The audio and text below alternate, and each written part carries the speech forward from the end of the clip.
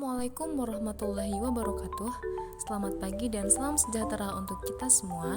Sebelumnya saya ucapkan terima kasih kepada Bapak Yayan Suryana selaku dosen pengampu mata kuliah Islam dan Ilmu Sosial Humaniora, dan tak lupa kepada teman-teman yang sudah hadir pada perkuliahan pagi ini. Pada kesempatan kali ini, kelompok kami akan mempresentasikan hasil kerja kelompok kami. Adapun materi yang akan disampaikan adalah tentang Islam dan keadilan sosial. Sebelum masuk ke materi, izinkan saya memperkenalkan anggota kelompok kami yang terdiri dari saya sendiri, Alfira Hidayati Afifah dengan NIM 20107010050, Hanan Aminah Fauzia dengan NIM 20107010069, dan Mufidah Hidayatul Ilmi dengan NIM 20107010072. Pokok bahasan yang akan disampaikan yaitu yang pertama, definisi keadilan sosial menurut perspektif Islam, yang kedua, teori keadilan sosial menurut John Rawls, yang ketiga, landasan hukum ayat atau hadis tentang keadilan sosial, dan yang keempat, ruang lingkup keadilan sosial menurut perspektif Islam, dan yang kelima, implementasi sosial. Langsung saja ke pokok pembahasan yang pertama, yaitu definisi keadilan sosial menurut perspektif Islam.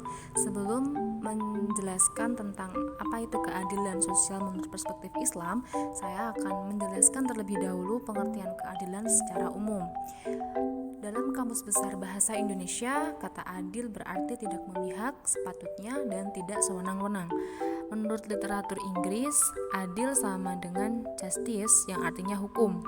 Sedangkan menurut Plato, keadilan adalah menekankan pada suatu keharmonisan atau keselarasan. Menurut Aristoteles, keadilan merupakan suatu pertimbangan atau proporsi. Dan menurut kaum liberalis, keadilan adalah ketertiban dari kebebasan atau realisasi dari kebebasan itu sendiri. Konsep keadilan mempunyai banyak pengertian sesuai dengan teori-teori dan pengertian tentang keadilan yang dikemukakan oleh para ahli. Dengan demikian, dapat disimpulkan bahwa berbagai rumusan mengenai keadilan merupakan rumusan yang relatif. Dari beberapa pengertian tentang keadilan pada umumnya, keadilan menyangkut mengenai hak dan kebebasan, peluang, dan kebebasan pendapat, dan kemakmuran. Keadilan dalam perspektif Islam yaitu secara etimologis berasal dari bahasa Arab, yaitu al-adl yang berarti keseimbangan. Hal tersebut memberikan makna bahwa adil berarti tidak memihak, netral, atau menyamaratakan. Islam memandang bahwa keadilan tidak hanya untuk perorangan, tetapi mencakup semua pihak yang terlibat dalam kehidupan masyarakat. Adanya keadilan sosial diharapkan akan menciptakan kemaslahatan antar umat manusia dari berbagai latar belakang, kebudayaan, dan lapisan-lapisan sosial. Hal ini sesuai dengan firman Allah dalam Quran Surat Al-Maidah ayat 8. Kemudian, keadilan dalam Al-Quran terdapat 4 istilah, yaitu yang pertama al-adl, al-qis, al-wasat, dan al-mizan. Keempat istilah tersebut secara tekstual memiliki makna yang sama, yaitu tentang keadilan. Keadilan merupakan perintah agama yang wajib dilaksanakan sebagai bentuk ketakwaan kepada Allah, sebagaimana yang kita tahu bahwa Islam merupakan agama yang membawa kedamaian, salah satunya dengan menyerukan kepada umat manusia untuk bersikap adil. Yang kedua yaitu teori keadilan sosial menurut John Rawls. John Rawls adalah seorang filsuf yang terkenal pada abad ke-20 dalam bidang filsafat politik dan moral. Lahir pada tanggal 21 Februari 1921 di Baltimore, Maryland, Amerika Serikat. Ia adalah putra kedua dari 5 bersaudara. Ayahnya bernama William Lee Rawls yang merupakan seorang ahli hukum perpajakan yang sukses sekaligus ahli dalam bidang konstitusi. Ibunya Anna Abelstam berasal dari Jerman. Rawls belajar di Universitas Princeton serta mengajar di Universitas Cornell dan Harvard. Karya beliau adalah Theory of Justice. Karya ini paling berpengaruh dalam perkembangan filsafat, politik, dan moral. Menurut Rawls, keadilan adalah kejujuran atau fairness. Agar hubungan sosial bisa berjalan secara berkeadilan, ia harus diatur atau berjalan sesuai dengan dua prinsip yang dirumuskan. Prinsip keadilan menurut John Rawls ada dua, yaitu yang pertama, kebebasan yang sama atau principle of equal liberty, bahwa setiap orang mempunyai kebebasan dasar yang sama. Kebebasan dasar ini antara lain kebebasan politik, kebebasan berpikir, kebebasan dari tindakan sewenang-wenang, kebebasan personal, dan kebebasan untuk memiliki kekayaan. Nah, untuk prinsip kedua yaitu prinsip ketidaksamaan atau the principle of difference, bahwa ketidaksamaan yang ada di antara manusia dalam bidang ekonomi dan sosial harus diatur sedemikian rupa sehingga ketidaksamaan tersebut yang pertama dapat menguntungkan setiap orang, khususnya orang-orang yang secara kodrati tidak beruntung. Dan yang kedua, melekat pada kedudukan dan fungsi-fungsi yang terbuka bagi semua orang. Artinya, Rawls tidak mengharuskan bagian semua orang adalah sama, seperti kekayaan, status, pekerjaan, dan lainnya. Karena hal itu tidak mungkin, melainkan bagaimana ketidaksamaan tersebut diatur sedemikian rupa sehingga terjadi ikatan, kerjasama, dan kaitan saling menguntungkan juga membutuhkan di antara mereka. Nah, dengan demikian untuk terjalinnya efektivitas kedua prinsip tersebut, John menegaskan bahwa keduanya harus diatur dalam suatu peraturan yang disebut serial order atau lexical order. Pengaturan seperti ini, John menegaskan bahwa hak-hak serta kebebasan-kebebasan dasar tidak bisa ditukar dengan keuntungan-keuntungan sosial dan ekonomi.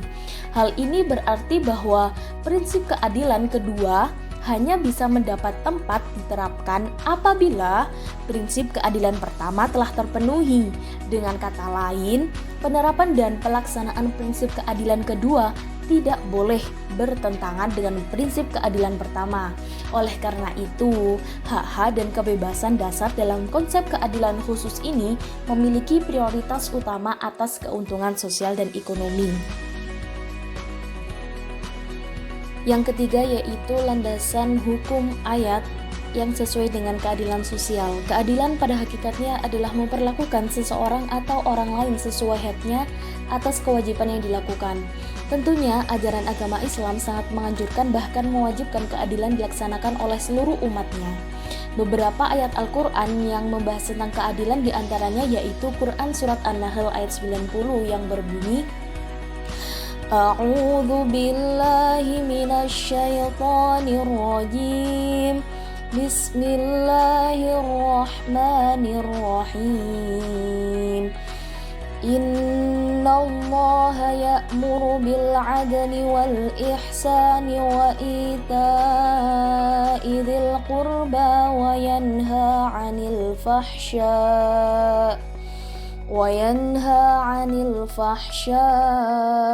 wal munkari wal bagyi ya'idukum la'allakum tadhakkarun. Shadaqallahul adzim, yang artinya sesungguhnya Allah menyuruh kamu berlaku adil dan berbuat kebajikan, memberi bantuan kepada kerabat, dan Dia melarang melakukan perbuatan keji, kemungkaran, dan permusuhan. Dia memberi pengajaran kepadamu agar kamu dapat mengambil pelajaran. Nah, kandungan ayat tersebut menurut Al-Lubab Quraisy Shihab, Allah secara terus-menerus memerintahkan siapapun di antara hamba-hamba untuk berlaku adil dalam sikap, ucapan, tindakan, atau terhadap diri sendiri. Juga menganjurkan berbuat ihsan, yakni yang lebih utama daripada keadilan, dan juga pemberian apapun yang dibutuhkan dan sepanjang kemampuan. Lagi dengan tulus kepada kaum kerabat. Di sisi lain, Allah melarang segala macam dosa, lebih-lebih perbuatan keji yang amat dicela oleh agama dan akal sehat seperti zina. Demikian juga kemungkaran, yakni hal-hal yang bertentangan dengan adat istiadat yang sesuai dengan nilai-nilai agama, dan melarang juga penganiayaan, yakni segala sesuatu yang melampaui batas kewajaran. Demikian Allah memberi pengajaran dan bimbingan menyangkut segala aspek kebajikan agar manusia selalu ingat dan mengambil pelajaran yang berharga. Ruang lingkup keadilan sosial dalam perspektif Islam. Yang pertama dalam bidang ekonomi. Konsep keadilan sosial dalam ekonomi Islam menetapkan prinsip-prinsip moral yang telah dijelaskan dalam Al-Quran dan Hadis untuk ditumbuhkan dan diinternalisasikan dalam sistem ekonomi. Penciptaan keadilan sosial dan kesejahteraan rakyat adalah misi utama dari instrumen keuangan Islam, baik yang wajib yaitu zakat ataupun yang sunnah seperti infak, sedekah, dan wakaf. Menurut Islam, distribusi harta adalah sebagai penopang keadilan sosial. Islam menetapkan kriteria distribusi agar mendapatkan perolehan sesuai kebutuhan. Apabila distribusi harta dilakukan dengan baik, yaitu dengan jujur dan adil, berdasarkan kriteria-kriteria yang ada, maka keadilan sosial akan terwujud. Yang kedua, dalam bidang hukum.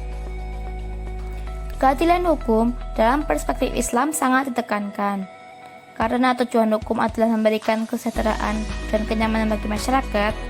Tentunya, pembuatan dan penerapan hukum harus dilakukan secara adil.